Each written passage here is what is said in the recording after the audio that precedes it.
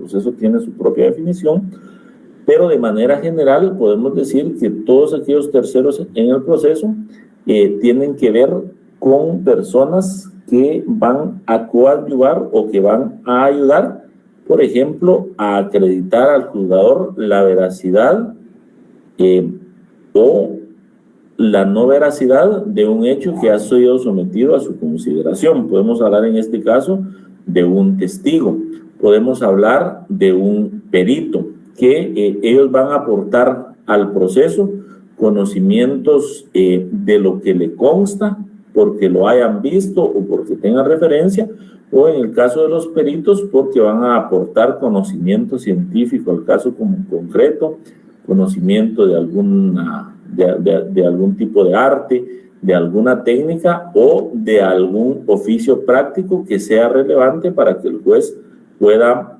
valorar los hechos relevantes del asunto. Dentro de los actos que realizan los terceros en el proceso, hay algunos que se requiere la intervención de la fuerza pública para poder ejecutar y hacer cumplir las decisiones del órgano jurisdiccional. ¿Por qué hablamos de la intervención de la fuerza pública? Porque en algunos casos, cuando se necesita que un testigo comparezca a determinada audiencia o al propio juicio, en caso de que incumpla, el juez está en la facultad de ordenar que sea conducido por la fuerza pública. Yo no sé si alguno de ustedes, como testigo o por algún hecho que hayan conocido, en algún momento ha recibido alguna notificación judicial o del propio Ministerio Público. En la última parte de las notificaciones o de las citaciones, ahí indican que de conformidad con la ley, en caso de no presentarse, puede ser conducido por medio de la fuerza pública.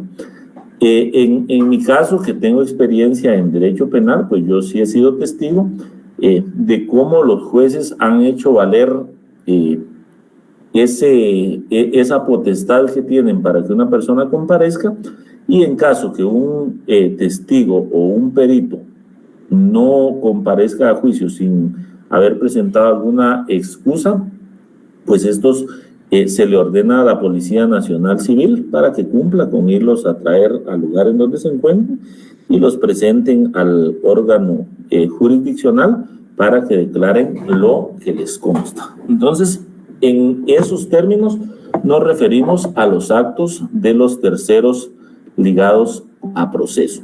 Luego, para avanzar un poquito, vamos a ver cuáles son las tres principales resoluciones que emanan del órgano contralor, es decir, los actos jurisdiccionales. Primero tenemos que tener en cuenta que de manera general los actos jurisdiccionales se van a emitir por medio de resoluciones, es decir, lo que el juez decide que va a resolver. Y el concepto de resoluciones, si quieren no lo copien porque va dentro de la presentación, es que las resoluciones son instrumentos que emiten los jueces en donde se hace constar los fallos o juicios. Fallo es una resolución, resultado de alguna gestión dentro de un proceso.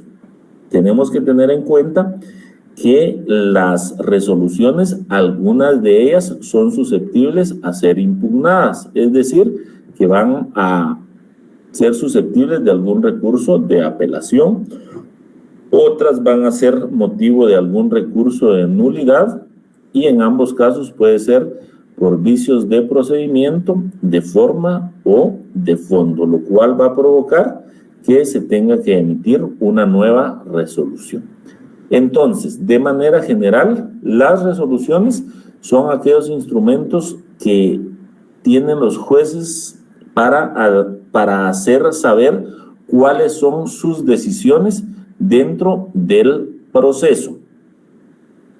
Cuando hablamos de que algunas de ellas son apelables o que son sujetas a a ser impugnadas a través de los recursos legales establecidos en la ley específica, nos referimos al derecho que tienen las partes a presentar su desacuerdo a algún tipo de resolución. ¿Quién va a conocer estas resoluciones? Perdón, ¿quién va a conocer estas impugnaciones? Hay algún tipo de impugnaciones que son conocidas por el mismo juez que las dicta.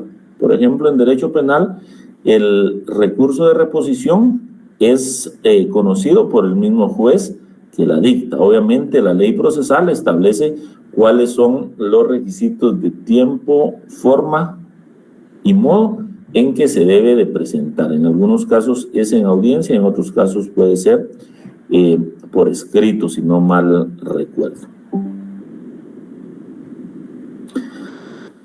Y aquí sí me gustaría que pongan atención a esto, porque ya vamos a ver cuáles son las clases de resoluciones que establece nuestra ley en relación a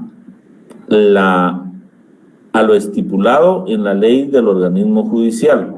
Y para eso le vamos a pedir a alguno de ustedes que nos apoye con la lectura del artículo 141 constitucional. No, perdón, del artículo 141 de la ley del organismo judicial.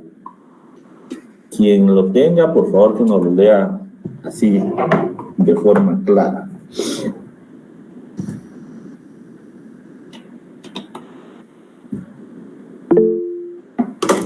Herbert. Artículo 141. Clasificación. Las resoluciones judiciales son: A. Decretos que son determinaciones de trámite. B. Autos que deciden materia que no es de simple trámite o bien resuelven incidentes o el asunto principal antes de finalizar el trámite. Los autos deberán razonarse debidamente. C. Sentencias que deciden el asunto principal después de agotados los trámites del proceso y aquellas que sin llenar estos requisitos sean designados como tales por la ley. Muy bien, gracias Herbert. Este artículo estúdienlo porque este sí seguramente, como se los he anunciado siempre, son preguntas de examen. ¿Por qué es importante? Porque este artículo es el fundamento legal para que los jueces puedan ir emitiendo las resoluciones a lo largo del proceso. Y básicamente los jueces van a emitir tres tipos de resoluciones: decretos, autos y sentencias. Obviamente estos no se van a emitir de manera antojadiza o de manera discrecional. Cada uno de estos tiene su propia razón de ser y en qué aspecto puede ser emitido. Por ejemplo, ahí en la diapositiva dice que los decretos van a ser todas aquellas resoluciones que va a dictar el juez competente, pero que tienen que ver exclusivamente con aspectos de mero trámite, es decir, con aspectos que no van a entrar a conocer el asunto principal, sino que únicamente tiene relación con aspectos que sean accesorios al proceso. Vamos a ver si me logro explicar mejor a través de los ejemplos. Un ejemplo de un decreto es cuando el juez emite una resolución trasladando la demanda a un órgano jurisdiccional que sea competente, que ha sido presentado en su juzgado, pero él no es el competente para trasladarla. Otro ejemplo de decreto es cuando se notifica a las partes la presentación de una demanda. Otro ejemplo puede ser una solicitud de embargo, que no tiene relación con el asunto principal, pero el juez puede decretar el embargo para garantizar las resultas del proceso. Otro ejemplo de decreto puede ser un decreto en donde se declare el arraigo de una persona, es decir, que se le prohíba salir del país con el fin que se presente a contestar la demanda o que se presente a resolver su situación jurídica en caso sea la comisión de algún delito. La propia contestación de la demanda, se emite un decreto de trámite en donde se resuelve que se tiene por recibida la demanda. Entonces, básicamente, los decretos son resoluciones de simple trámite. Cuando veamos que viene una resolución decretando algún aspecto dentro de un proceso, ahí no está resolviendo el fondo del asunto. Son cuestiones que van a viabilizar y agilizar el proceso y de las cuales va a quedar constancia. Por ejemplo, de que ya se respondió la demanda, de que ya se decretó el arraigo de una persona, de que ya se decretó algún tipo de embargo. Pero ahí el juez no está conociendo el fondo del asunto, está realizando resoluciones o actos procesales de mero trámite. Los autos. Los autos dice que son resoluciones de no simple trámite o que resuelven incidentes. Vamos a poner algunos ejemplos para entenderlo mejor. El auto es aquella resolución emanada del órgano jurisdiccional mediante la cual se va a pronunciar en relación a peticiones que realizan las partes o los sujetos procesales y resuelve cuestiones incidentales. ¿Qué son las cuestiones incidentales? Son todas aquellas cuestiones ajenas al asunto principal, pero relacionadas con el asunto principal y que pueden ir surgiendo a lo largo del proceso.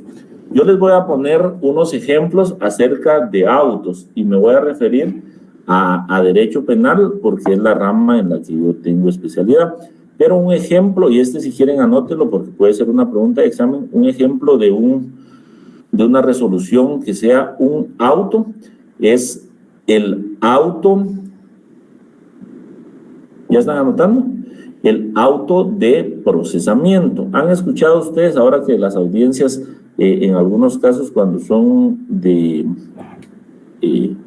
casos relevantes, pues son a veces transmitidas?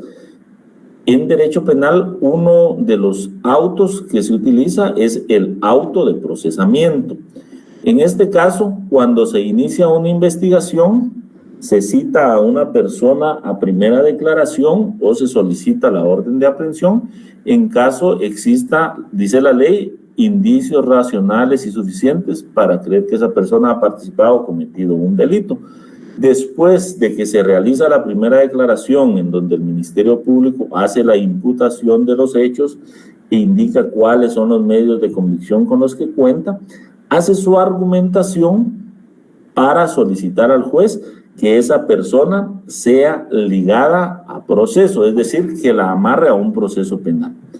Dentro de lo que el juez puede resolver es dictar un auto de procesamiento. Quiere decir que el juez considera en este caso que esa persona posiblemente haya incurrido en la comisión de un delito. ¿Por qué decimos que no es un asunto que resuelva el fondo? Porque en esta primera declaración el juez no está diciendo que una persona es responsable o no de un delito. No se ha conocido el fondo del asunto. Perdón, en derecho penal el fondo del asunto se va a conocer hasta que se llegue a la etapa procesal del debate oral y público.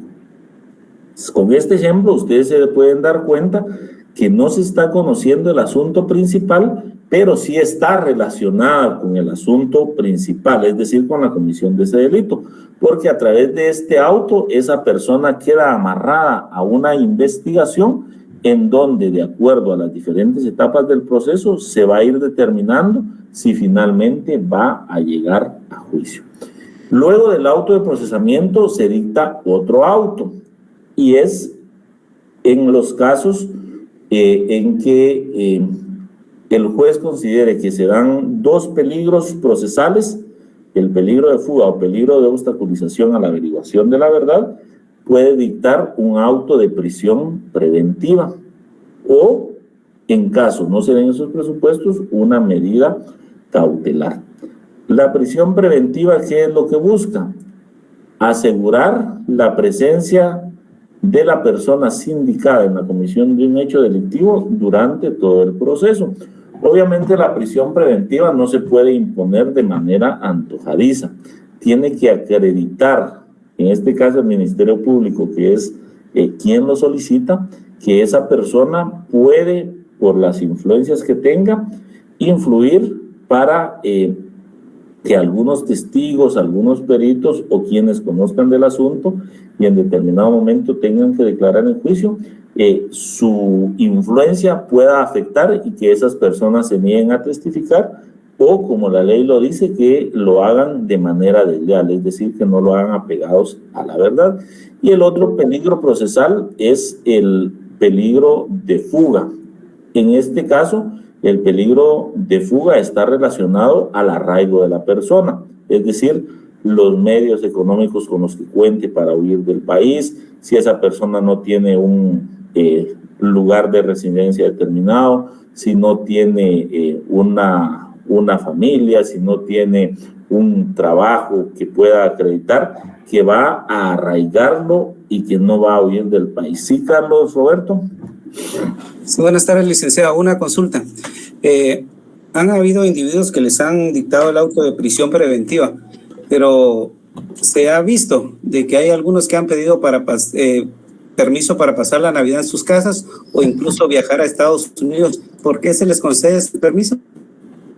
Bueno, fíjense que en esos casos específicamente los jueces, por razones humanitarias, pueden otorgar un permiso.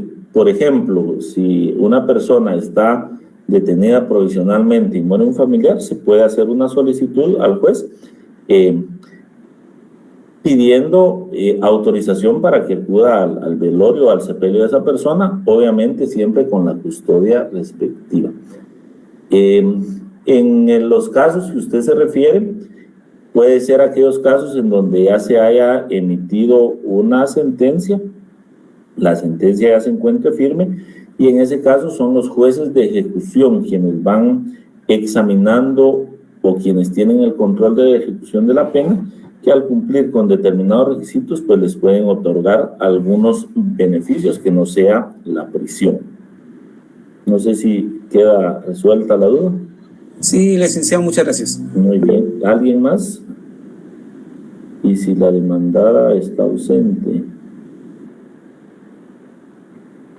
Bueno, si la demandada está ausente, no va a contestar la demanda. Recuérdense que para la demanda se tiene que indicar en dónde puede ser notificada la persona. O en algunos casos vimos también que hay personas que pueden responder la demanda por medio de mandatario. Nos queda claro entonces lo relativo a los decretos y a los autos. Decretos, resoluciones de mero trámite, y los autos no son resoluciones de mero trámite, sino que resuelven los aspectos incidentales, accesorios al proceso, pero que tienen relación con el asunto principal. Y por último, pues están las resoluciones jurisdiccionales, que son básicamente lo que se busca o lo que se pretende a través de un proceso, es decir, la sentencia. Y la sentencia es la resolución, eso ya lo vimos, recuerdo yo, es la resolución de un juez o tribunal por medio de la cual concluye un juicio o un proceso. Es decir, ahí sí ya el juez o el tribunal resuelven el asunto principal. Le dan la razón a alguna de las partes. Y la forma de finalizar el proceso es a través de una sentencia. Obviamente existen diferentes tipos y diferentes clases de sentencia.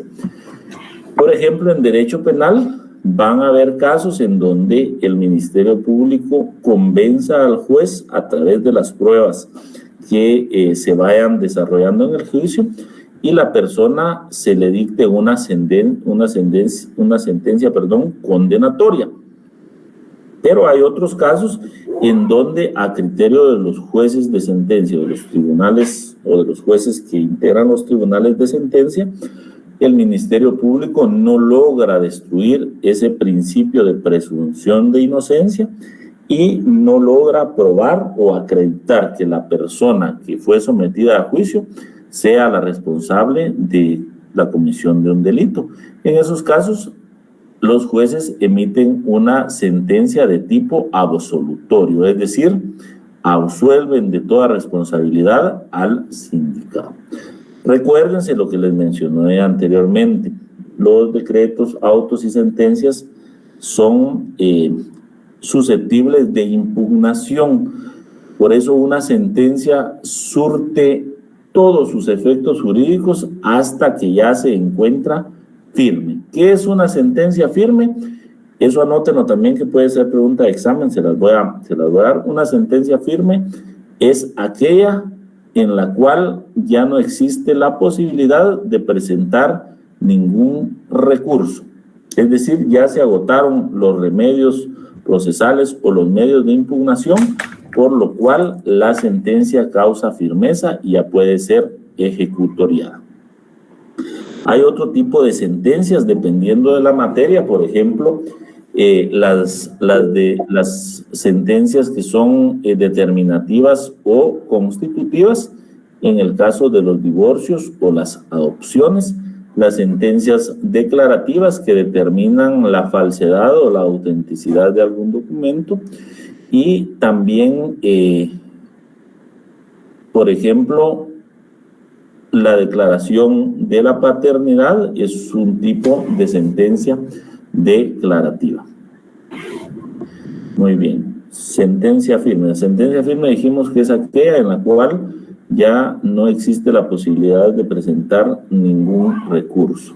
Entonces, ahí podemos hablar ya de sentencia firme para que empiece a causar ejecutoria. Ya pasa a la fase de ejecución. Ahora vamos a ver otro tipo de actos de comunicación que emanan de los órganos jurisdiccionales. Y cuando hablamos de actos de comunicación, aquí no estamos hablando de actos procesales, sino de actos de comunicación. Y en esto nos referimos específicamente a las notificaciones. ¿Qué son las notificaciones? Pues son los instrumentos procesales por medio del cual el juez hace saber a las partes el contenido de una resolución. Es decir, es un instrumento a través del cual el juez le otorga a los sujetos procesales la resolución que haya emitido. Esas son las notificaciones. Las notificaciones, recordemos que se encuentran reguladas en los artículos 66 al 80 del Código Procesal Civil y Mercantil. Esos artículos, por favor, léanos. Aunque tenemos que hacer una aclaración, y es en el sentido que conforme ha ido avanzando también la tecnología, pues ahora hay algún tipo de notificación que ya se hace de manera electrónica. Vamos a ver, Julio César, dígame. Licenciado, buenas noches. Disculpe, ¿podría volver a repetir los artículos del 66 al cuánto dijo, perdón? Del 66 al 80 del Código Procesal Civil y Mercantil. Gracias, licenciado. Muy bien. Les decía que hay que tomar en cuenta que ahora las notificaciones en una buena parte se hacen de manera electrónica, es decir, el demandante o el demandado se auxilian de un abogado. Este debe tener su casillero electrónico habilitado. Lo mismo sucede con los fiscales del Ministerio Público, los defensores públicos habilitan su casillero electrónico. De hecho, cuando uno se juramenta en la Corte Suprema de Justicia, después de tener ya finalizado su proceso de la colegiación, ahora parte del trámite es habilitar su casillero electrónico y es a través de esta vía en donde se hacen saber algunas de las notificaciones o resoluciones que emiten los jueces. Como tarea, busquen todo lo relacionado al casillero electrónico y a las notificaciones electrónicas de los órganos jurisdiccionales de Guatemala. En la otra clase vamos a platicar de ellos y podremos tomar un par de preguntas de lo que ustedes investiguen para ser evaluadas en el examen. Muy bien. Lo que les acabo de mencionar, pues ahí está anotado en el último párrafo de esta diapositiva en relación a las notificaciones electrónicas. Como tarea les queda investigar a partir de cuándo se implementó y cuáles son los órganos jurisdiccionales que actualmente los tienen vigentes. Vamos a ver, ¿quién levantó la mano? Buenas noches, licenciado. ¿Podría repetir la primera tarea? Disculpe. Investigar acerca de el casillero electrónico y de las notificaciones electrónicas de los órganos jurisdiccionales de Guatemala. A partir de cuándo iniciaron, cuál es el proceso para abrir el casillero electrónico, de qué forma desarrolla el organismo judicial este proceso. De lo que ustedes investiguen vamos a platicar el otro en la siguiente clase y si hacen una buena investigación, pues de ahí podemos sacar un par de preguntas para su examen final. Vamos a hablar un poquito también en relación al proceso cautelar. Hemos estado hablando de los actos procesales, ya hemos hablado del proceso, pero hay un proceso que tiene relación con el proceso principal y es el proceso cautelar. Debemos partir que el proceso cautelar lo que busca es las resultas del proceso. No es que lo garantice en sí, pero sí coadyuva o ayuda para que primero se pueda dar la seguridad de la persona. Segundo, sirve para sujetar a una persona a un futuro proceso, evitando que ésta salga del país. En este caso estamos hablando del arraigo. Tercer punto. El proceso cautelar es un proceso accesorio al proceso principal. Pero ese proceso, recordemos que el proceso principal está proyectado a futuro. Entonces, el proceso accesorio lo que busca es garantizar el resultado del proceso principal.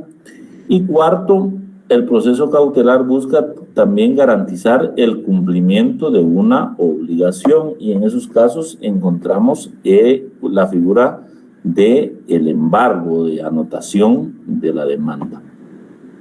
El proceso cautelar es uno de los procesos de los varios que regula el Código Procesal Civil y Mercantil y entre ellos pues podemos establecer las medidas de seguridad, el arraigo, la anotación de la demanda, el embargo, el secuestro de documentos o de evidencia, la intervención y las providencias de urgencia. Si ustedes se dan cuenta en este último párrafo de esta diapositiva, todas estas medidas cautelares no van a resolver el fondo del asunto. Lo que buscan es garantizar que se pueda llegar a un final satisfactorio para las partes cuando se dé la parte principal del asunto, cuando se dé la etapa procesal final del asunto principal. Entonces, a través de un arraigo, ¿qué vamos a garantizar? Que dentro de un proceso principal una persona esté presente dentro del proceso. A través del secuestro de evidencias vamos a garantizar que dentro del proceso principal no se pierda ningún tipo de prueba o evidencia que pueda ser susceptible de ser destruida, escondida o que sea ocultada por alguna de las partes. A través del embargo se garantiza, en el caso que sea una demanda en donde se esté solicitando alguna compensación o que se devuelva alguna cantidad de dinero que ha sido entregada, el embargo va a garantizar que se cumpla con esa obligación. Entonces, dentro del examen les podemos preguntar cuál es el objeto principal del proceso cautelar. Ya teniendo en cuenta los ejemplos anteriores, pues la respuesta correcta es que el proceso cautelar tiene como objeto principal garantizar la seguridad de una persona, evitar que una persona salga del país y sujetarlo a un futuro proceso, así como garantizar el cumplimiento de una obligación. Ese es el fin principal del proceso cautelar. La división de los procesos es procesos principales y procesos accesorios. El asunto principal pues tiene que ver con el fondo del asunto que está presentando la parte demandante. Los procesos principales no dependen de ningún otro proceso, estos dependen de sí mismos. En cambio, los procesos accesorios dependen de un proceso principal. Los accesorios dependen de otro proceso para poder existir. Es decir, a mí no me pueden imponer una medida de arraigo o de embargo de bienes sin que no exista una demanda principal que lo fundamente. Entonces, el proceso accesorio siempre va a depender del proceso principal. Por eso es que decimos que el proceso cautelar es un proceso accesorio. No sé si me estoy explicando, y si no, pues ustedes me indican y podemos volver a repetirlo. ¿Estamos bien hasta dónde vamos? Sí, Lick, todo bien. Muy bien. Y de manera rápida vamos a ver la última parte, que es la división de las medidas cautelares. Es decir, esas medidas que se imponen dentro del proceso cautelar. Las medidas cautelares se dividen en dos, básicamente, las personales y reales, en las personales y en reales o patrimoniales. ¿Cuáles son las medidas personales? Aquellas que están amarradas directamente a la persona o que recaen sobre la persona, ese es el término correcto. Por ejemplo, el arraigo y las medidas de seguridad. Con el arraigo logramos que una persona no se vaya del país y se garantiza que va a estar respondiendo dentro del proceso en el cual se encuentra demandado o acusado.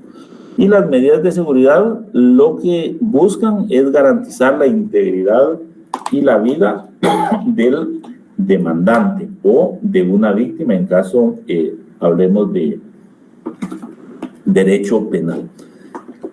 Medida personal recae directamente sobre las personas y las medidas reales o patrimoniales, pues estas, la misma palabra lo dice, son aquellas que recaen sobre el patrimonio de la persona. Entre ellas dijimos que está la anotación de la demanda, el embargo, el secuestro de bienes o la propia intervención, que es ordenada en algunos casos mercantiles o civiles por algunos jueces. Entonces, vamos a quedarnos hasta ahí. Ese sería nuestro segundo tema en relación a la evaluación de la tercera fase. Yo voy a tratar de enviárselos de una vez hoy a Miguel Ángel para que él se los traslade y que ustedes puedan empezar a estudiar. No sé si tienen alguna duda o alguna pregunta, con gusto les respondo. ¿Todo claro? Sí, por el momento todavía no hay dudas. Muy bien, solo vamos a dejar el tiempo a Manuel de Jesús y luego a Doris. Licenciado, sobre este tema solo quería hacerle una pregunta. Ajá. Cuando hay un expediente que se lleva un proceso y se inicia un proceso a un determinado tiempo, si al iniciar el segundo proceso tienen que ir todas las resoluciones en el expediente cuando uno solicita una certificación. Cuando solicita la certificación de un expediente, la pregunta es si al solicitar la certificación de un expediente tienen que ir todas las resoluciones. Sí, así es. Sí, tiene que ser. Si usted solicita la certificación de un expediente, tiene que ir completo. Recordemos que los expedientes, por el tiempo que se lleve de por medio. Claro, los expedientes tienen que ir debidamente foliados para que no haya ningún tipo de alteración o sustracción de algún folio. Ah, ya. ¿Quién más había levantado la mano? Yo, licenciado. Muy bien, dígame. Fíjese, a mí me da duda sobre anotación de la demanda. ¿A qué se refiere específicamente, licenciado? Perdón. La anotación de la demanda es una acción que se hace ante el registro de la propiedad en la cual no se puede disponer de ese bien hasta que se conozca el asunto principal. Tiene mucha relación con el embargo, pero son dos figuras distintas. Ahorita no la tengo, no le podría dar la diferencia exacta, porque no la tengo, pero para la otra clase les voy a dar la diferencia entre embargo y anotación de la demanda, pero las dos tienen que ver con... ¿No sería una inmovilización, licenciado? No, porque la inmovilización, si no estoy mal, la hacemos los propietarios de los bienes para que no estén susceptibles a que haya alguna compra anómala.